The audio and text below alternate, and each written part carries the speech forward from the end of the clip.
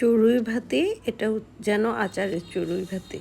দুপুরবেলা খেয়ে দিয়ে সবাই মিলে পুকুর ঘাটে গল্প করছিলাম। হঠাৎ সবাই বলছিল যে টক কিছু খেতে ইচ্ছে করছে।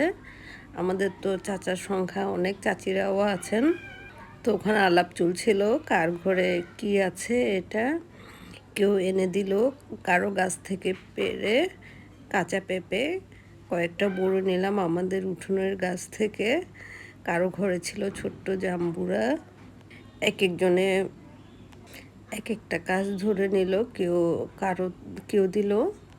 আমরা এভাবে এক একজন এক একটা কাজ ধরে তাড়াতাড়ি কিভাবে ভর্তাটা খাওয়া যাবে সেই চিন্তায় আমরা মগ্ন। এই তো অল্প অল্প করে চলে আসছে, এটা একটা ডিমের মতো মনে হচ্ছে। আমার চাচি মাখাচ্ছেন, আর কেউ হামানদিস্তা দিয়ে এগুলো একটু থেতলে দিচ্ছেন। এই তো এটা হচ্ছে আমাদের গাছের ডাবের কচি শাঁস। এ তো মিক্সড ফ্রুট ভর্তা, হাতের কাছে যা পাওয়া গিয়েছে তা দিয়ে। একটা অরেঞ্জ আমাদের গাছ থেকে ছেঁড়া হলো, এটাও কেন বাদ যাবে। এই তো অরেঞ্জটা বড় হয়নি, একেবারে অনেকটা মিনি অরেঞ্জ। এই তো ডাবের শাঁসগুলো থেতলে নেওয়া হচ্ছে।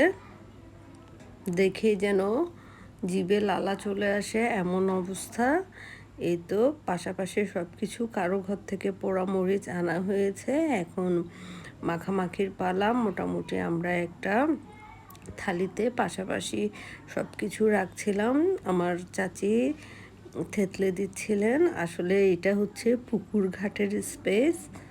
সব কিছু কিন্তু ধুয়ে রেডি করা হচ্ছে। আপনারা আবার ভাববেন না যে এগুলো একটু নোংরা। বিভিন্ন মশলা, লবণ, হলুদ, মরিচ, তারপর সরষের তেল দিয়ে একটু আচার মাখা দিয়ে এগুলো মাখানো হচ্ছে। আসলে এত যে টেস্ট ছিল। এই তো রসুনের আচারের সাথে ছিল কাঁচামরিচ। এই তো আমি যে ভয়েস ক্লিপ করছি, আমার মুখে অলরেডি পানি চলে এসছে। এত মজা হয়েছে ভর্তাটা, আসলে অনেক মজা, অনেক মজা এই ভর্তাটা আসলে।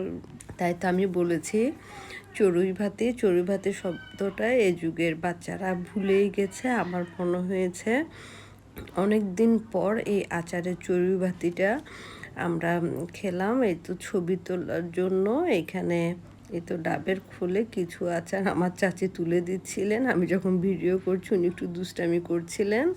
আবার পাতায়ও কিন্তু আমরা সাজিয়েছি আমাদের এই মজার আচার।